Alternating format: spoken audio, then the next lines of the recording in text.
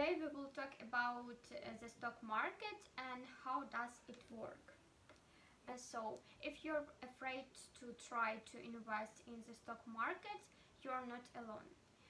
People with very limited experience in stock investing are either terrified by horror stories of the average investors losing 50 of their portfolio volume. For example, in the two bear markets that have already occurred in this millennium, or are belittled by hot tips that bear the promise of huge rewards but seldom pay off. It is not surprising then that the pendulum of investment sentiment is said to swing between fear and greed. The reality is that investing in the stock market carries risk, but when approached in a disciplined manner, it is one of the most efficient ways to build up one's net worth. While the value of one's home typically accounts for most of the net worth of the average individual, most of the affluent and very rich generally have the majority of their wealth invested in stocks.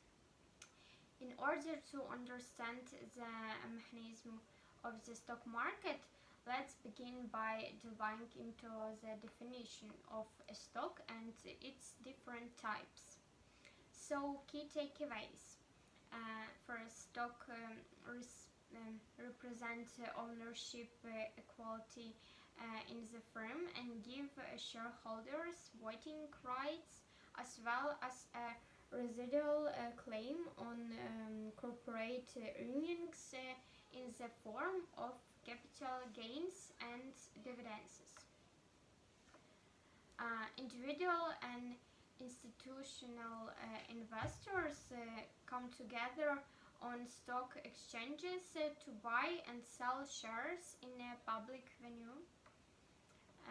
Share prices are set by supply and demand as buyers and sellers place orders.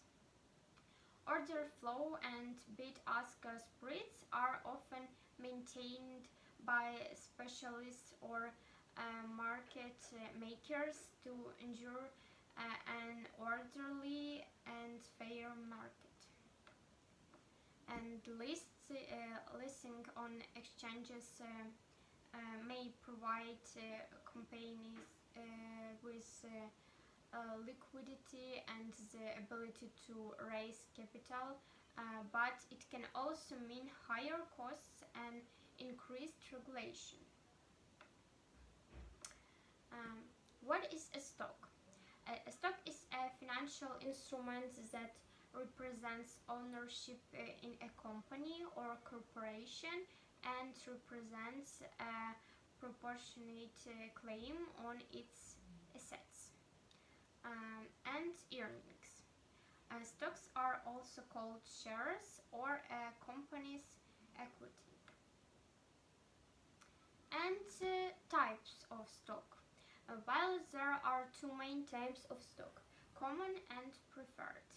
The terms is synonymous with common shares as their combined market value and trading volumes are many magnitudes larger than that of preferred shares. The main distinction between the two is that common shares usually carry voting rights that enable the common shareholder to have a say in corporate meetings like the annual general meeting or EGM, where matters such as election to the board of directors or appointment of auditors are voted upon, while preferred shares generally do not have voting rights. Preferred shares are so named because preferred shareholders have priority over common shareholders to to receive dividends as well as assets in the event of a liquidation, and common stocks can be further classified in terms of their voting rights.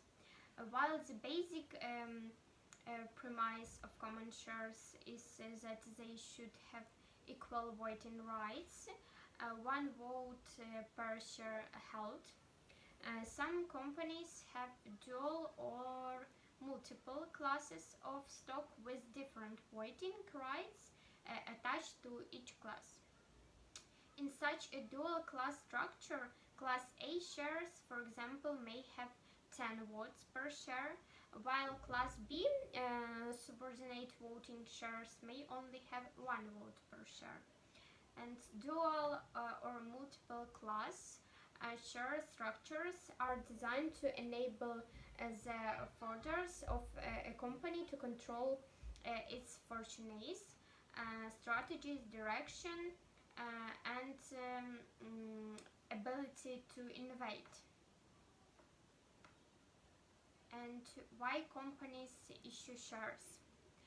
Today's corporate giant likely had its start as a small private entity launched by a visionary founded a few decades ago.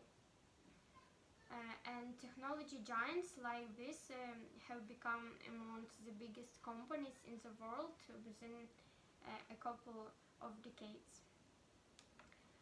However, growing at such a frenetic pace requires access to a massive amount of capital. In order to make the transition from an idea germinating in an entrepreneur's brain to an operating company, they need to lease an office or factory, hire employees, buy equipment and raw materials, and put in place a sales and distribution network, among other things. These resources require a significant amount of capital, depending on the scale and scope of the business startup. And what is a stock exchange? Stock exchange are secondary markets where existing shareholders can transact with potential buyers. It is important to understand that the corporations listed on stock markets do not buy and sell their own shares on a regular basis. Companies may engage in stock buybacks or issue new shares, but these are not day-to-day operations and often occur outside of the framework of exchange. So, when you buy a share of stock on the stock market, you are not buying it from the company. You are buying it from some other existing shareholder. Likewise, when you sell your shares, you do not sell them back to the company. Rather, you sell them to some other investors.